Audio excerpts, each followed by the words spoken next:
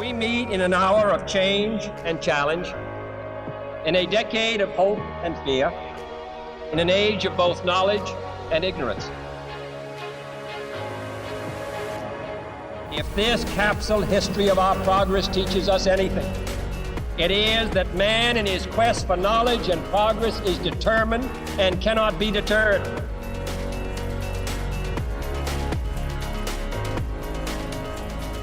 Because that goal will serve to organize and measure the best of our energies and skills. Because that challenge is one that we're willing to accept, one we are unwilling to postpone, and one we intend to win.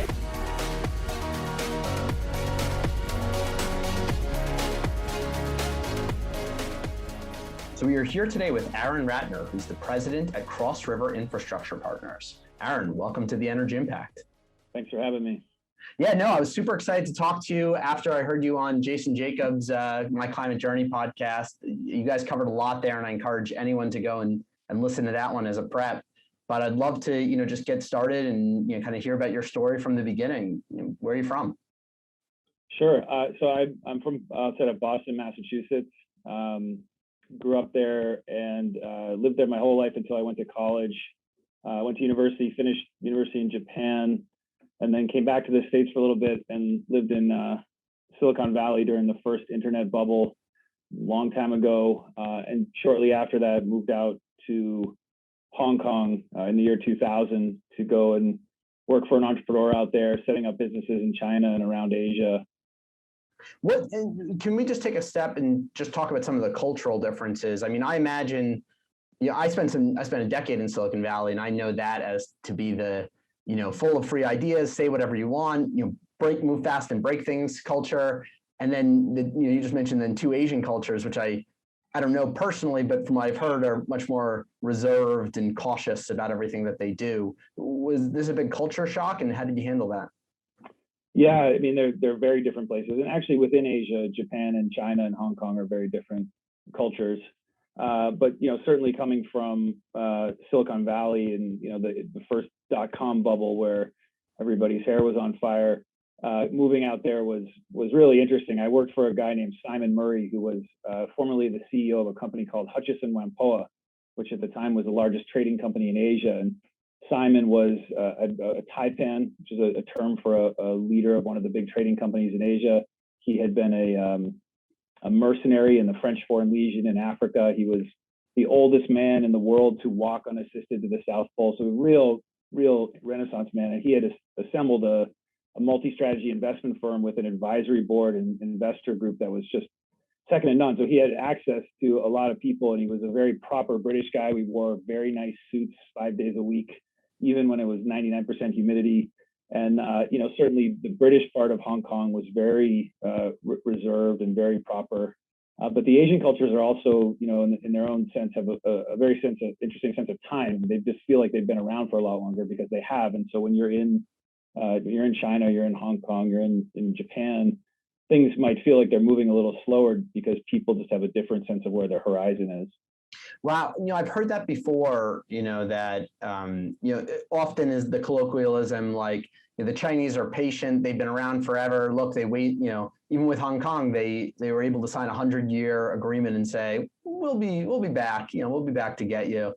And so you're saying that's actually true. That's not just something people say.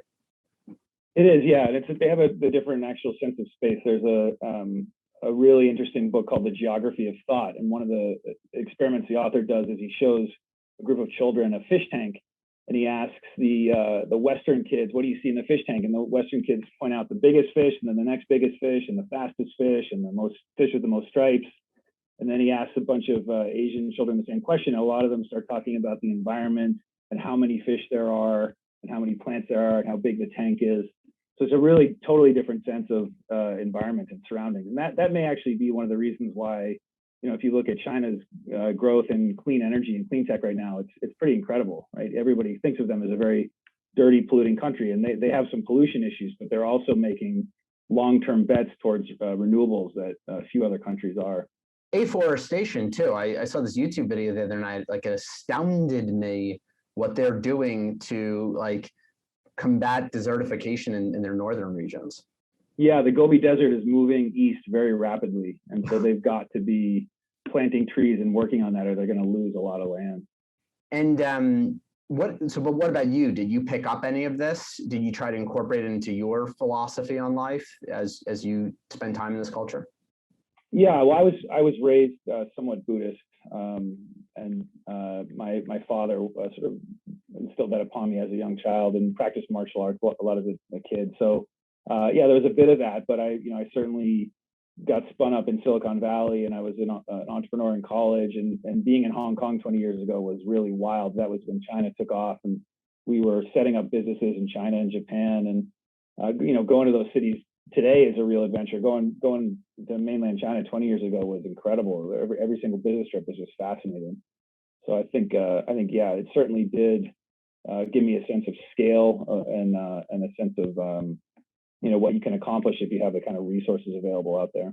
And when you say setting up businesses, what does that mean? Like there's an idea and you hire a management team, or what is it? So we had a multi-strategy investment firm, and we were focused on venture capital and private equity in Asia. So we were a limited partner with Sequoia Capital, so we put some money in their funds, and the idea was that we would help their portfolio companies expand into Asia. It was a little early for that, but we were on the right track, I think. We also set up investment firms. So we put together a team and set up a private equity investment firm in Shanghai in 2002. We did the same thing in Japan, and then we set up a public equity fund in China in 2003. And so we would bring together the team, bring together the capital, and help them get up and running. And what sectors do we focus on mostly? Those were generalist sectors, but back then in 2002, that was when the first wave of Chinese companies were hitting the NASDAQ. So it was a time when a lot of Chinese nationals were returning to China from Western education, both at university and tech company level. So there was a lot of activity in Shanghai and southern China and Shenzhen around that time. These are mostly technology companies, though, or what did this? Yeah. So the first fund that we said, the fund was called Milestone China, and the first fund had 3 NASDAQ listed IPOs, all technology companies, mostly advertising and consumer facing. And you'd mentioned, you had a bit of an entrepreneurial streak yourself. How did that manifest itself moving forward? Well, I left Hong Kong in 2005 and went to Stanford for business school. And when I got out, I was still, I had been living in a world where people were taking money and making money out of money, and there wasn't necessarily a whole lot of meaning to it. And I kind of, in hindsight, unfortunately, had a bit of that cadence stuck inside me, and I sort of jumped out of Stanford and went into the hedge fund world for a while, and tried my hand at a few different angles at that, and wasn't actually that good at it, because ultimately I realized I didn't actually care about the work I was doing. It had no meaning for me. So I actually shifted around a little bit after business school and tried a few different jobs. Went back to Los Angeles, went back out to Hong Kong for a while, and it took me several years before I settled back into something that was really meaningful for me. And that was a company that I started up called Emerging Energy, that set out to build and operate floating power barges to rent them to emerging market governments. So I met a guy who had a contract with the government of Bangladesh to provide them with 3 100 megawatt power barges. And so these are basically large barges where you mount generators, and you just park them on the shore, or you bring the fuel and you provide electricity into the mainland. And it's a pretty interesting business because you can provide a power plant without needing to put it on land or get it permitted for the land. And it's a lot easier to refuel when it's on the water. It's a very challenging business because any country that is that low on electricity generally has other complications around the way it's run on an administrative level. So getting those contracts and those deals done was really challenging. So we started the company, and we spent a lot of time in Bangladesh, which was very exciting. Bangladesh has less electricity per capita than North Korea. It was a pretty challenging country in which to operate. And then we tried to do that in Nigeria and Lebanon and Cyprus and Kenya. And we worked some in Central America and South America. And it was very hard work. I had a few partners. We funded the business ourselves. Those projects are very expensive. They're about $100 million a piece. So you need real equity capital to put at risk in order to. And how much power do they produce? About 100 megawatts. And you said 100 million for 100 megawatts.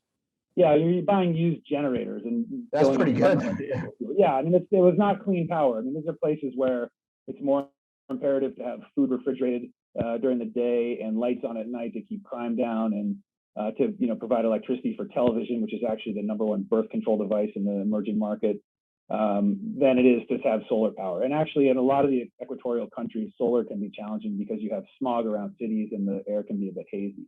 So it was much more about just getting electricity into those markets than clean energy. But just to go back to what the origin story of this idea was, I mean, you were a hedge fund guy. I understand you want to do something more meaningful, but power barges is like physical infrastructure, like real stuff, and that's a bit outside just the pushing numbers around world. What attracted to you, and like how did you weren't overwhelmed by like how different a challenge it was than what you previously encountered? I in hindsight, it would have served me well to be more overwhelmed a little earlier, but it sounded really exciting. I think what drew me most to it was the outcome and the mission, right? And what you could do with the planet and how you could help people if you brought them energy. And eventually we started talking about clean energy, but just the idea that you could rethink distributed infrastructure. Even back then, the World Bank wasn't underwriting large monolithic coal-fired power plants, but the effect of that, where you had electricity coming into poorer countries, where you created jobs that were using sewing machines versus manual labor, you were really having a very positive effect on societies. And so that felt like something that meant a lot to me. And we spent a lot of time chasing those projects. Eventually, we walked away from a couple of deals because it just didn't seem like they were going to finish in a way that was going to work for us. So some of those countries have a lot of issues with corruption, but it was a great lesson in the value of the passage of time and the meaning of what we're doing with our lives on this planet, and how much better it felt trying to do something that was positive than doing something just trying to make money out of money. Yeah, no, that's amazing. Just sorry, one more technical question, just because I think that particular technology is actually quite fascinating.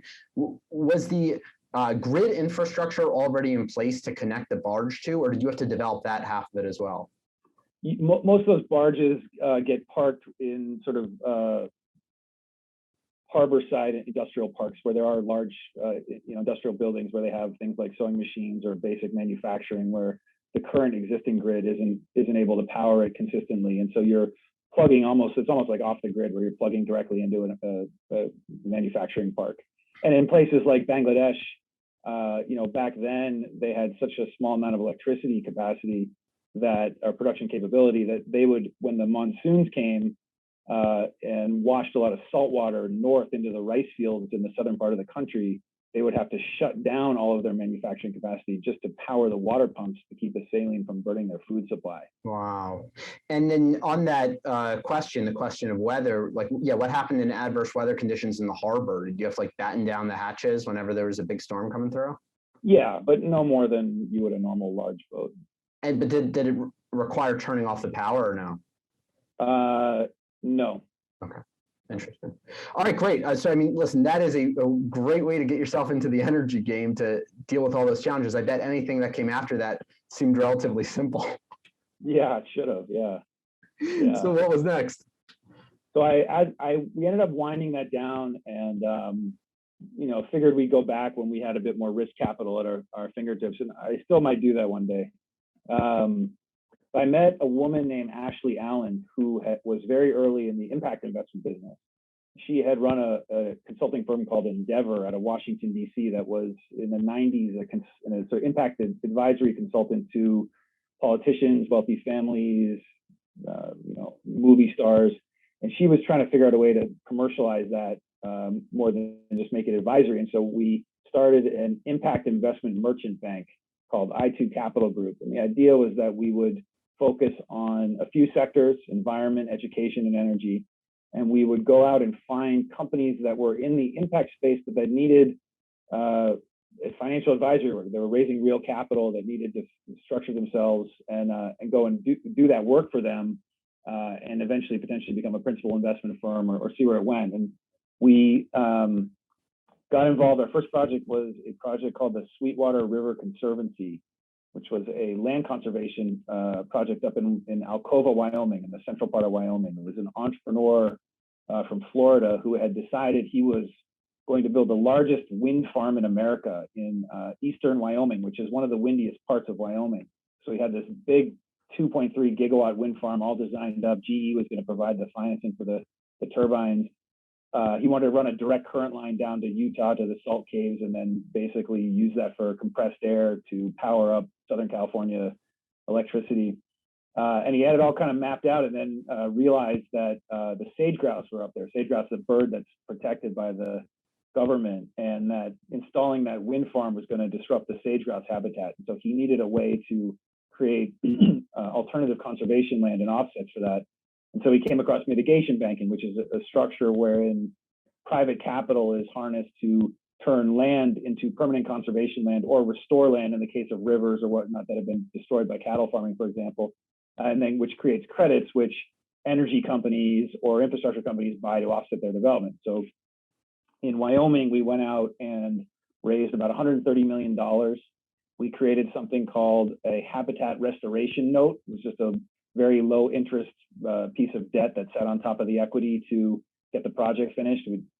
No one had ever done it before, so we figured we'd give it a cool name, and acquired about 1.3 million acres of semi-contiguous land in that central south part of Wyoming, which is an amazing part of America. There are areas there that look like Africa. There's herds of gazelle running through there.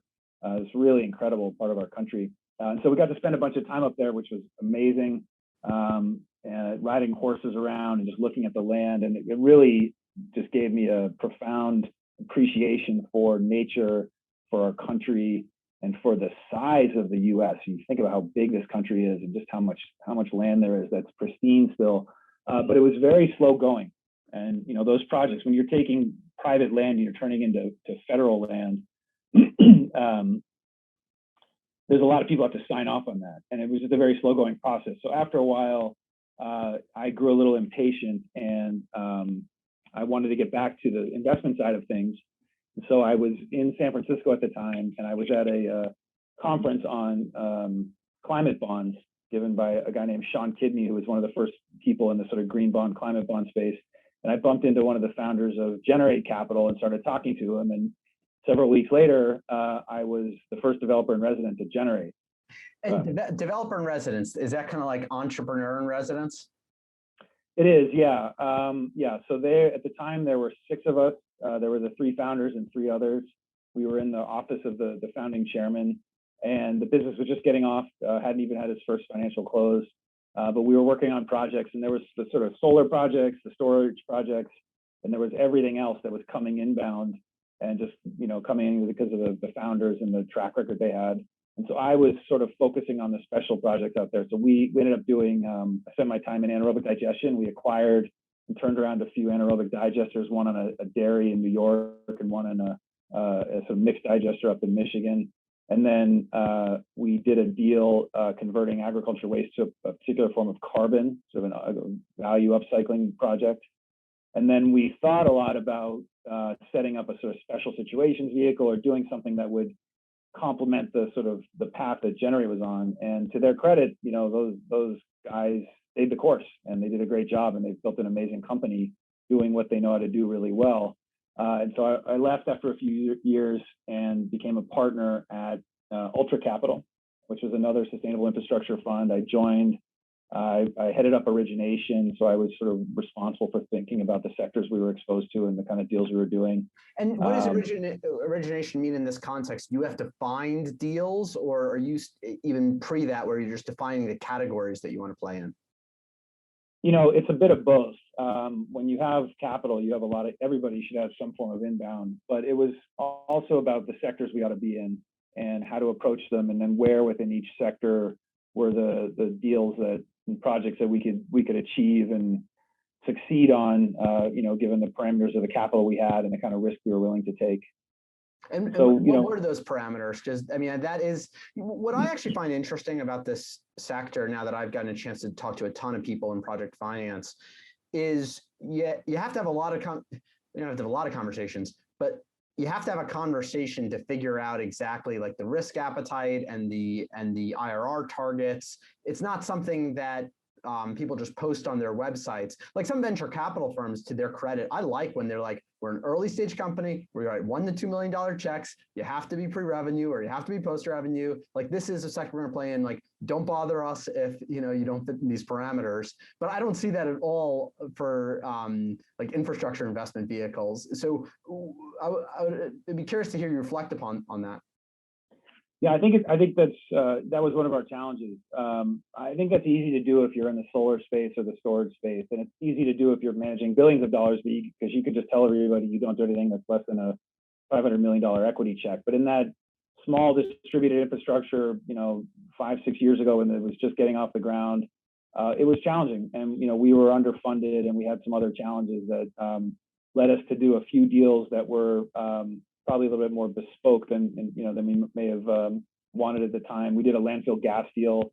We did a really cool deal up in North Dakota called the Red River Biorefinery that takes about 700,000 tons a year of agriculture residue and turns it into ethanol. So a really interesting project. But one of the things that happens in these projects is, in general, they all become more expensive as time goes on, because the more money you spend on engineering, the more you realize how much work you're going to have to do in order to have a successful project on your hand. And you can try to cut corners. You can try to spend a little bit less on engineering. There's ways that people think they can find to be capital efficient between the time they decide to do the project and the time they start investing and breaking ground. But the project is a project. The project is its own animal, and it's going to be exactly who it wants to be. And if you don't nurture it and spend all that money on engineering before you break ground, you're just setting yourself up for a lot of pain. And that's true across any sector in this, or any project in this sector. And then, so when you say new type of anaerobic digester, one of the things that I've also found, when speaking to a lot of, project finance folks, is that they don't like to take on technology risk. So how do you tell the story that, yes, it's a new configuration, it's a new type of fuel, but it's not fundamentally a new technology platform that we're sitting on here, even though it might be the first of a kind that's ever been built like that before? You hopefully don't tell yourself any stories, right? One of the biggest challenges in this sector is that everybody feels really good about the fact that they're trying to make the world a better place, and they're probably sleep deprived, and very few people are getting paid enough because everyone's starting businesses. So everyone's infected with their optimism and telling themselves every morning to get out of bed. But that can be, and you need that to get your day going, but then you got to put that down and drink reality all day long. So I think that's one of the real challenges in the sector, the tech risk part. And certainly, in my previous life, there were situations where the engineering folks got it wrong and the project didn't work. But in project finance, as a sort of form of religion, you generally want to have, and this is something that we do at Cross River, we look a lot at first commercial opportunities. But first commercial doesn't mean it's never been done before. It just doesn't mean it. It means it's never been done at full commercial scale before. And so in order to make that final leap, you really need what we refer to as a reference facility. So something that's up and running at a reasonably similar volume, that's been going for enough months or years to evidence that it has a high degree of probability of succeeding. Yeah. So tell us more about Cross River and how all that came together. Well, so as I was responsible for origination at Ultra, I think I was probably driving a lot of my colleagues crazy, because I was running around talking about land-based fish farming and hydrogen and carbon and sustainable fuels and sustainable protein. And one of the realities of project equity finance, is there's a lot of asymmetric risk to the downside, because you're putting all of your capital into the project. And if it's an advanced project where there are human beings operating something that's organic, you have an infinite number of ways for there to be mistakes made every day. But because you don't have any equity in the technology company, your upside is limited to the projects that you finance. And so you end up, if you take any technology risk, you bear that 100% yourself, because the technology company benefits from all the lessons learned. They go off and they go do another one with all that IP they created, and hopefully they're successful. Whereas you're sitting there holding the bag at the project level and licking your wounds for essentially forever until you get rid of it. So it's a challenge. So I was sort of thinking more about newer markets. I was starting to think a lot about technology-enabled markets, and you starting to hear whispers of trillion-dollar markets: carbon capture, hydrogen, sustainable protein, mobility. and just trying to figure out how to integrate more towards the engineering side of things and bring on more engineering resources earlier before the investment decision was made and then post-investment decision.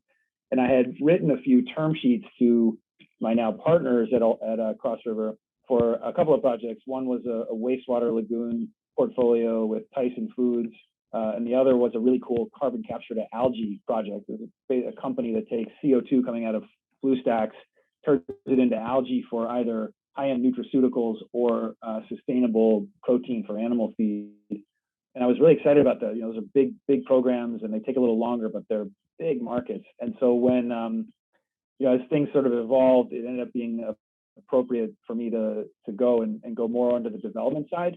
I think in hindsight, that's probably a better fit for me. One of the things about this sector is there's a lot of very smart people going to investment firms, because the investment firms are the ones with the capital and they're the biggest entities in the space.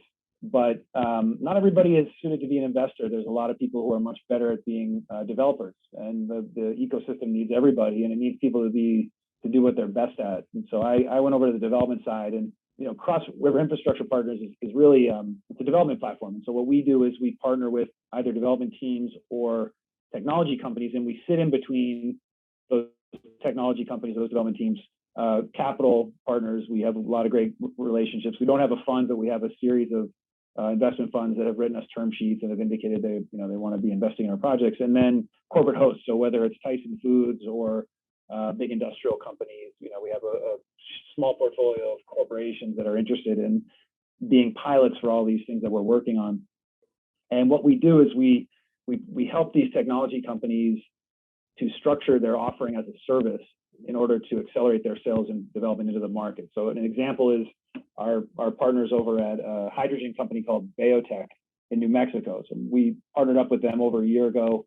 They make a containerized unit that produces hydrogen on site, which is incredibly valuable because right now there's no hydrogen transportation infrastructure in the United States, really anywhere in the world. So hydrogen really is best consumed on site, and it has a very high carbon footprint and cost to move it around. So we partnered with Biotech before they'd even sold a single unit, and we helped them design something called Gas as a Service, where we would sit there alongside their sales team and offer 10-year fixed price hydrogen contracts. And so whether it's hydrogen or carbon capture or carbon utilization, you're taking CO2 and turning it into something else. A lot of technologies in this sector where you actually have to roll out physically the project. It's not something you can throw on a compiler on the internet and just a billion people can look at it overnight. It actually has to be built, and it has to be built properly, because if your first project goes sideways, you end up spending 2 years in every single conversation talking about your first project till you get your second one. So it's really important during that early scale up to execute flawlessly. And so what we do is we work with these technology companies to design a, as a service program where our capital comes in and underwrites the risk. So we become the consumer of the actual technology, and the customer becomes the consumer of whatever the output is, whether that's hydrogen or carbon capture. And so you de-risk the offering for the early customers, and you incentivize them to take it on, because in most consumers early on just want the result. They don't really need to own the equipment, even though they understand what depreciation is, and even though they can kind of get their heads around it. It's just too early, right? Before a full operating unit has been in the field for over 12 months, or a lot of people sit there and say, I'd like to be the 10th customer or the first customer on the 366th day of operations of that first unit. So you can de-risk it for those customers, and you can work with insurance companies to put some protection on that. You actually have a very valuable offering in the market, and that's one of the biggest gaps out there right now. There's plenty of money for solar and for storage, for wind.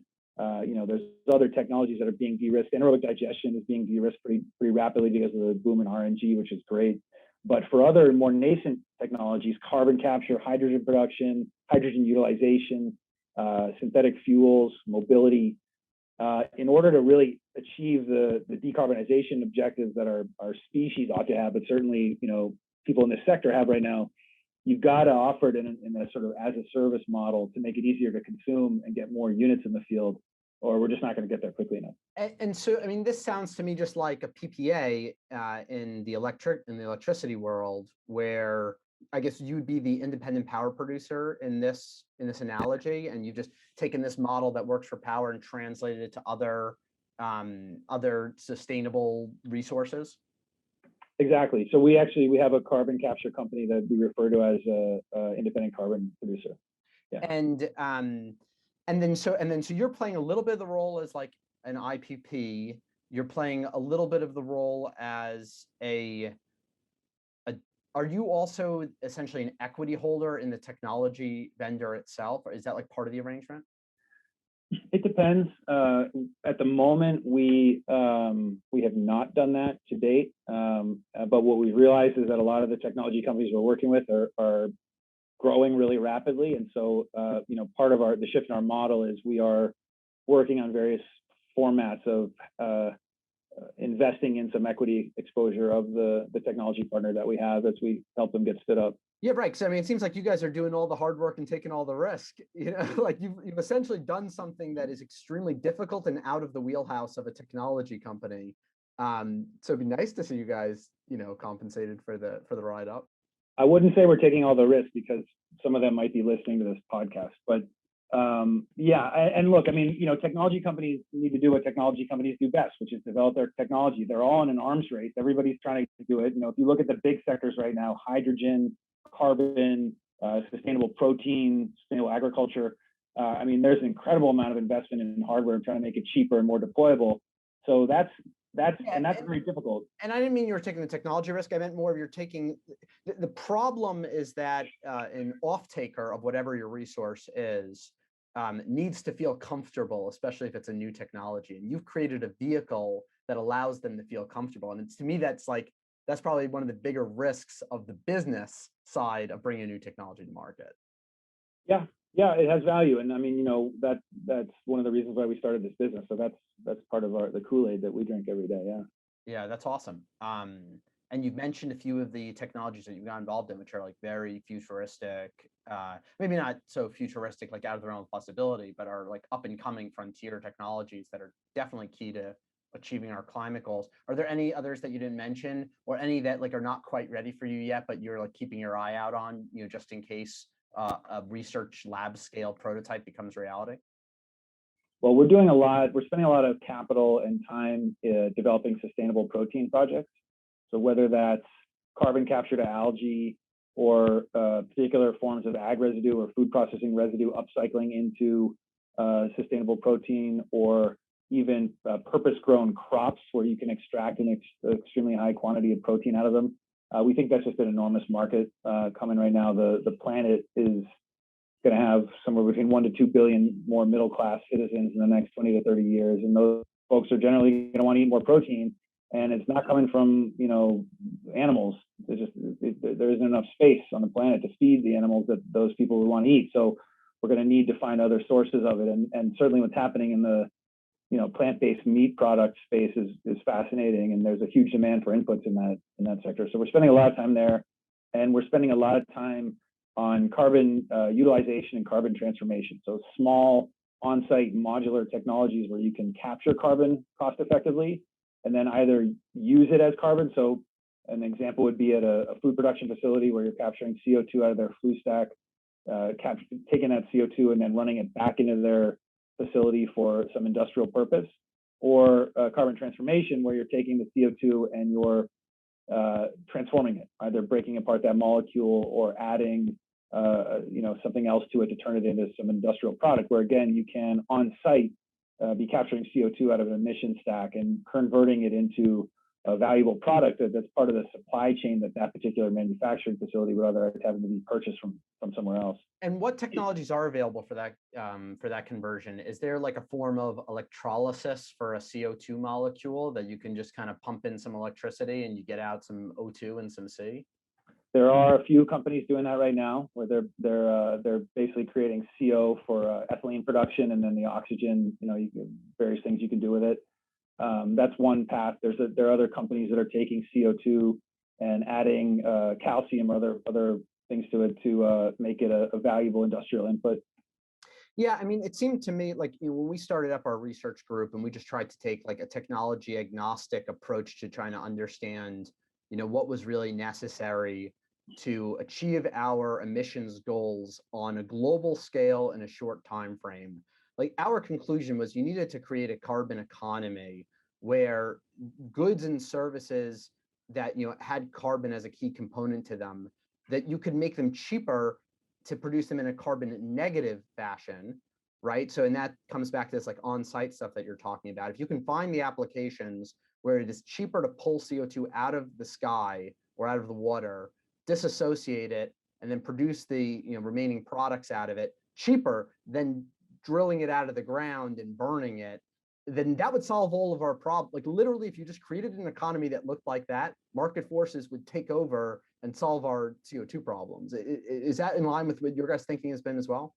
Yeah, I think somewhat. There's a couple of things happening. One, the cost of technology is just plummeting across the board, right? So Bloomberg New Energy Finance just published the latest cost curves for solar and storage, and they're just dropping so much faster than anyone thought, right? And it's like every few years, these curves get updated, and everybody looks back and says, "Oh my gosh, it just dropped so much faster than we could possibly know." And then they look at their next 5-year projection. They don't change it, right? So you just have to think that the cost curves are coming way down. But it also seems like that there's a lot that's going to happen in the price of carbon, whether it's penalties for companies that are emitting CO2 into the atmosphere, or companies that are capturing that CO2 and then selling it as captured CO2 versus mined CO2.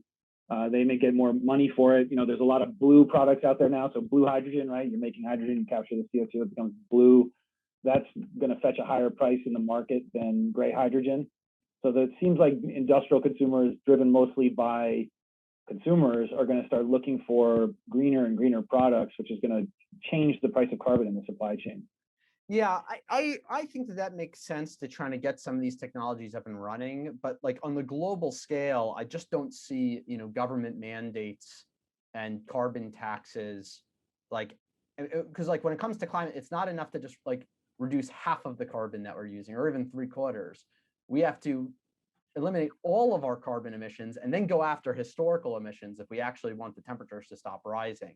And so it seems to me like I like, the government actions and policies that kind of like gets the technology rolling, but I don't feel like we can actually count on it to go the whole way, which is why I love this idea of a carbon negative economy that's, self-sustaining on its own. Yep. Yeah, absolutely. I mean, direct air capture at some point will become cost effective. It might need to be run by nuclear power, which would make half of the direct air fans go sideways. But, once electricity is almost free and the technology is cheap enough, there'll be some real validity to that model. And until then, point source will remain really important. I mean, point source gets a bad name because people say, well, look, it's coming out of a gigantic cement facility. You could just shut the cement facility down and not produce any CO2. But there's a baseline of sort of anthropogenic production that we need in order to keep functioning as a society. We need the roads to stay roads and the buildings to stand up. And so there's some amount of production we need just to get through our day and grow as a society, even to build renewable technologies. And you can't excuse that. So I think there will become a higher price for carbon captured at, the lowest cost of production facilities, for example, or just places that are doing it as efficiently as they can. Yeah, I never get those people who are like, we don't want to do point source because it gives them a license to emit. And I'm like, yeah, we like their products. We should give them a license to emit as long as it doesn't do any environmental damage. Like what are these values that you're trying to, put onto this problem that has nothing to do with that? Yeah, it's hard. You got to be really pragmatic if you're going to turn the aircraft carrier here. It's one of the things that hurts this sector, is that people let their idealism cloud their sense of what's achievable in the short run. And the reality is we've got to make short run decisions in order to survive into the long run anyway. Yeah, absolutely. You mentioned nuclear there for a second. Can you elaborate on that? Have you guys looked at any? I mean, we're big fans. We spend a lot of time looking at the sector and some of the emerging technologies. Have you gotten a chance to look at any of the newer technologies coming out, like the small modular reactors or anything like that?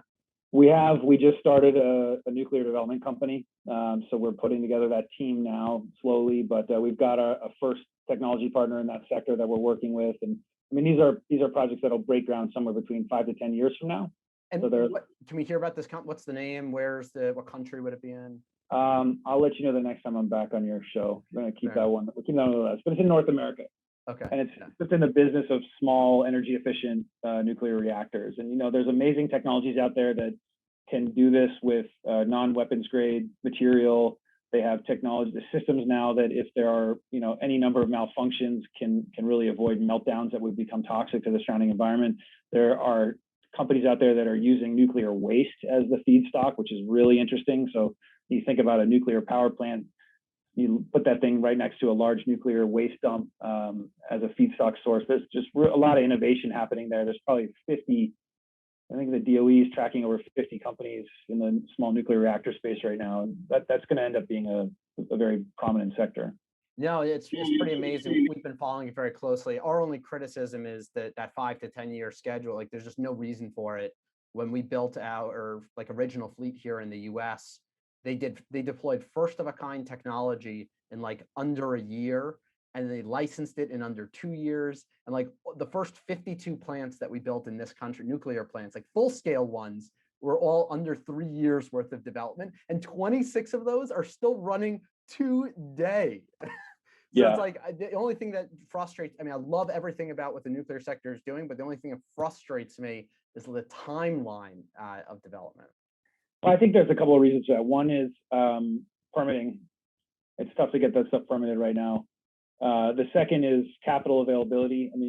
Their first projects are somewhere between $300 to $500 million. So there's a lot of at-risk equity capital that needs to go into it. And there are very few, growth equity nuclear investors. There's some venture people putting money into nuclear, but there's a huge gap across a lot of the sort of mission critical technologies, carbon, hydrogen, nuclear, in that kind of advanced growth stage equity, which is really where project finance comes in. But so there's a capital deficiency issue. And then I think there's a heightened sense of risk around environmental damage.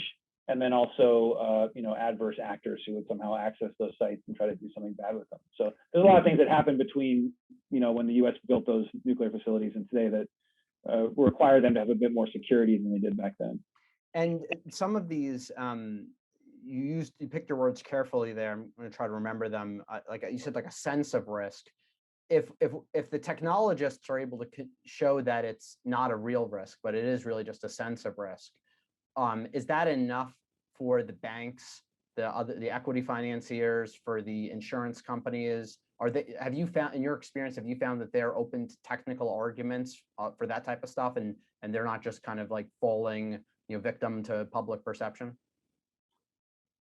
In nuclear, I think there's public perception issues, there's shareholder issues. So everybody works for somebody. And whether you're a bank or an equity capital partner, nuclear is one of those sectors where you kind of need to check with all your investors and your board before you do it. Because if you get one person who has a wild hair about it, you can get yourself in trouble for it. Yeah. And then your role is to line up both the equity and the debt side of these types of projects. Yeah, so we get involved very early. We have somebody who helps us with grants and other sort of forms of non-dilutive capital. We have development capital investors that we talk to about putting in single-digit millions into the projects before they break ground. And then we have a group of infrastructure investors that we talk to. They're mostly quasi-sovereign wealth or oil and gas oriented, and then there's a few sustainable infrastructure funds that are doing really well that we talk to. Yeah. And so, our role is to help the technology company stay focused on being a technology company and to spend all the equity capital that they raise developing their technology and their company, and to let us work on developing the projects. And so we'll bring in people with expertise around permitting and siting and contracting for the offtake and the feedstock and whatnot, and throw those resources behind them around a development schedule that everybody agrees to, and then at the right time start talking to the project capital about what the project looks like and socializing it so that, sometime between 12 to 6 months before that project is supposed to break ground, we know who the investor is and we're just finishing everything up with them. And on these newer technologies, what kind of Rolodex do you have to go through to find the equity that's comfortable with, pioneering something? It depends on the size of the project. So if you're talking about, and the sector, so let's take carbon, for example. So if you're talking about $5 million small scale, single ton a day carbon capture units that are going to capture it, store it and then sell it to an industrial gas company like Linde or somebody who's going to come by once a week and pick it up and then just white label it, sell it on to their customers.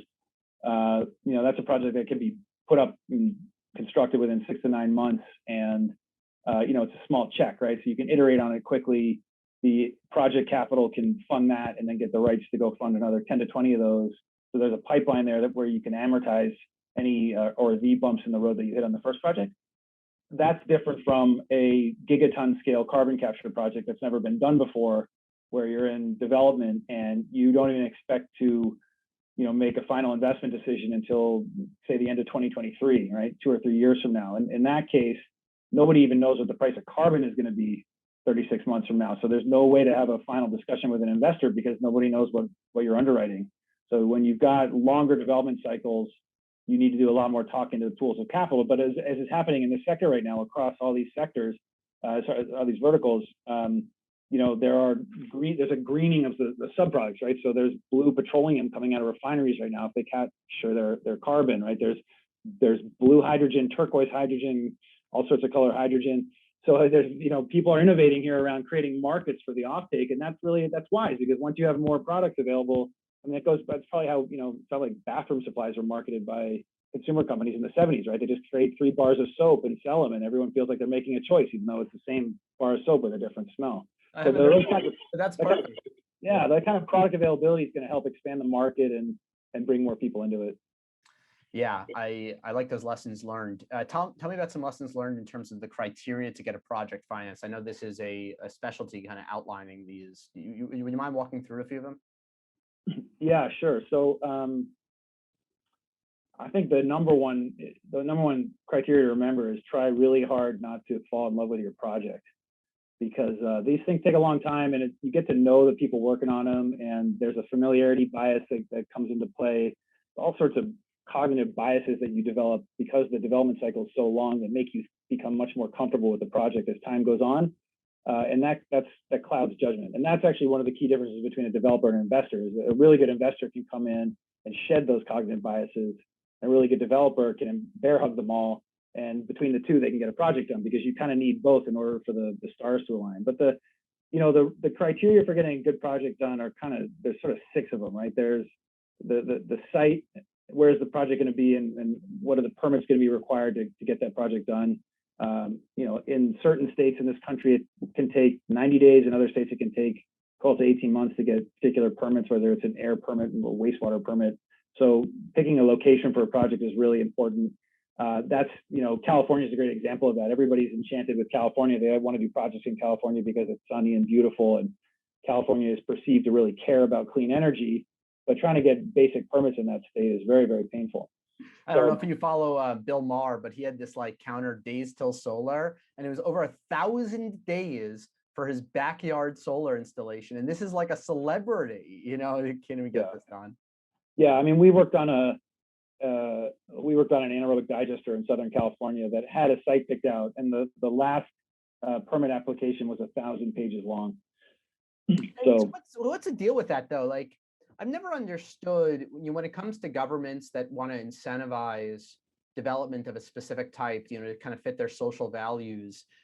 I get, okay, they figured out we can throw money at something, either tax incentives or subsidies or grants or national lab funded whatever it is, we can throw some money at it. But none of their advisors tell them, hey, cut the bureaucracy, and that maybe is a better way to get projects going. Is this just not on their radar, or is there some more fundamental problem with government that creates this bottleneck? Well, remember, everybody who is involved in the permitting process has a job to do that. So when you start talking about making permitting more efficient, you're talking about job loss. So it's a threat to the people who hold those rubber stamps. Yeah. So it's worth bearing in mind that it's their job to sit there and do just that. So they have no incentive to take themselves out of it and make it more efficient. And does that even include what I would think if I were in the shoes of a developer in California is I would get all my other developer buddies together and get into the governor's office and be like, listen, if you seriously want to position yourself as a leader in these types of technologies, you got to use your governor powers, I don't know, to get those rubber stamp guys in line. That's not possible? Well, just keep an eye on what's about to happen in Texas, right? Between the wind and the solar and the amount of hydrogen, the green hydrogen that's going to get produced there, and the amount of carbon that's going to get captured in either sequestered out in the Gulf, or sequestered in for EOR, or sequestered over east into big hubs in Louisiana. Texas is about to completely take off, and it will be the clean energy sector of this country, mostly because of the talent that's down there. One of the things that people overlook in the sector is the fact that folks from the oil and gas industry actually have a lot of experience in energy and infrastructure. I've been saying it for years. Don't make them your enemies, clean technology companies. Make them your friends. Like anyone who's a mechanical engineer, undergrad or something, half of my friends went on to go work for Schlumberger or Exxon or something. And these are smart guys. Like, you don't want to, you want to use their skills, not dismiss them because they're part of a big bad oil industry that, oh, by the way, happen to create energy and prosperity for you and your parents and your friends for the last 100 years. Right. Sorry. Exactly. Got me on a little bit of a soapbox there. No worries. But going back to your question on projects, I mean, there's no one way to do it. There are key criteria around making sure if it's project finance in particular, you need to have de-risked it as much as possible, right? The whole theory behind project finance is you're able to capitalize the project without selling equity in the company, specifically because there's enough cash flow that's safe enough for that investor to think that return is sufficient, right? And so you just have to de-risk it. You have to always be de-risking it. And it's challenging for a lot of entrepreneurs in this sector because they're entrepreneurial and they themselves are taking a lot of risk. Every day when they wake up, they're taking risks, trying to keep lights on and keep food on the table for their families. And so when you are involved in taking a lot of risk every day, it's sometimes difficult to turn around and do your best to make sure your investors aren't. But that's a key discipline in this sector, and it's something that's happening more and more now that the sector, a lot of people coming out of business school are getting into it. People from oil and gas sector are coming into it. There's a lot more discipline coming in, which is great. You've characterized your business model where it fits. Like, I personally, kind of having seen some of the challenges, as we look into what it takes to get clean energy projects financed, just love kind of where you put yourself in the ecosystem. I'm wondering, are there others following in your footsteps, and or are you still kind of breaking ground here? And then I have a second question after that around like what you do to help your different development companies work with each other, from like lessons learned perspective too. So maybe if you could answer those. Sure. Well, I think there are folks coming into our part of the ecosystem. We definitely continue to break ground. I mean, we got some really smart people on our team, and we're thinking very long term here. We talk about the infinite game a lot and what we're really doing, and the importance of creating an institution that outlives us all. So we're very mission driven, although we're also trying to make some bread along the way and have some fun. So we intend to continue to break a path and innovate and try to create ways of doing things that are new, and hopefully people who come after us or alongside us figure out better ways to do it, and we can learn from them. So we definitely don't want to be the only people doing it, but we're doing what we think we know how to do best. And I think there are more people getting involved in the development side across both the investor side. So, investment firms are now realizing that they need people with expertise in development in-house just to vet the developers, because investors are generally not that good at vetting development teams, at least historically.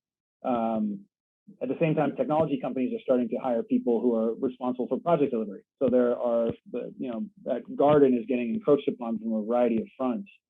But my sense is that good competition will inspire more talent and will inspire more capital, and certainly inspire the people at Cross River to think a little bit smarter and work a little harder about what we're doing, which we're always trying to do. So I welcome all that. I think that'd be very positive. Yeah. And then my second question is, so you've got all these different technology vendors that you're helping bring to market, and they have different technologies and compete in different spaces, but probably have a lot of similar challenges that they're encountering. Just, so it's like, it seems to me like it's a very ripe opportunity to learn from each other in a very like non-competitive manner. Do you like host conferences, or do, maybe now that COVID-19 is over, do trips or something like where you can get the entrepreneurs together and they can, kind of talk about their battle scars and that type of thing? Not yet, but we will eventually. I think there's two things that we do. One is we're starting to see a lot of intersection across technologies. So the folks creating hydrogen want to start capturing the carbon because they want to maybe making blue hydrogen, or the so you use some literal synergies, not just lessons learned, but like actual infrastructure opportunities. So we're connecting our hydrogen folks to our carbon capture folks. We're talking to the, the people who are talking about large scale carbon capture, need renewable energy to keep their costs down. There's some companies that are interested in sustainable protein, but they want to capture their carbon as well. So there's a lot of, there's people who want to reduce their carbon footprint of their industrial fleets, and so they need hydrogen, but then need a retrofit on their vehicles. And so there's a lot of interconnecting there. And then, the other thing that the advantage, one of my advantages is that I have made more mistakes than I can count. And I've been a failed entrepreneur a lot more than I've been a successful entrepreneur. And so I, with the entrepreneurs we work with, in general, I'm older than them and can offer them, a bit of an ear and some experience around what to do when you get knocked down, and how to get back up and just kind of stay focused on the long term and the mission at hand, and how to think about what really is success and failure, because this sector is still nascent. It feels like it's been around for a while, but you think about the next 30 years and all the change that's coming, we're really just in the dawn of what's going on. And so there's going to be a lot of change and a lot of transformation and a lot of new technologies and models and industries created, and staying flexible and just learning from what happens every day is going to be critical. I feel like I've got a ton more questions I could ask you, but we're a little low on time. So hopefully we can continue this conversation, maybe in person sometime as well. But one last, one just for you to wrap up on. You put on your magic cap, we're 10, 15, 20 years out even. Tell me what we see, and give me the optimistic. I don't want to hear the pessimistic version. Just give me the optimistic version of what we've accomplished as a society. Well, I think if I look out 15 to 20 years, electricity is free. Protein is largely pain-free, so we're not hurting a lot of animals, creating a lot of protein, and that form of energy abundance and clean transportation leads to a quieting down of civilization. One of the nice things that happened when COVID hit was the whole planet stopped vibrating, because everybody just got a little quieter, and they all went home and thought a little bit about who they were and their mortality, and they didn't drive around as much, they didn't fly as much, and everybody just took a deep breath.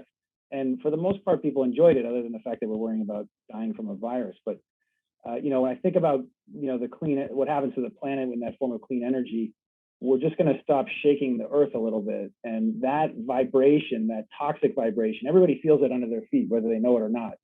When everybody feels that a little less, everyone's just going to feel a little bit more calm, and maybe we can all get along a little bit better. And in that society where transportation is clean and free and abundant, and everybody's got the water and the air they want to be drinking and breathing, my belief is that people will treat each other very differently, and that will become really a form of an upward spiral, which we've really gotten off track from. And we've been in a downward spiral as a civilization and a society for years now. Aaron Ratner, thank you for joining us on The Energy Impact. My pleasure. Thanks for having me. Our leadership in science and industry, our hopes for peace and security, our obligations to ourselves as well as others, all require us to make this effort to solve these mysteries, to solve them for the good of all men and for the progress of all people.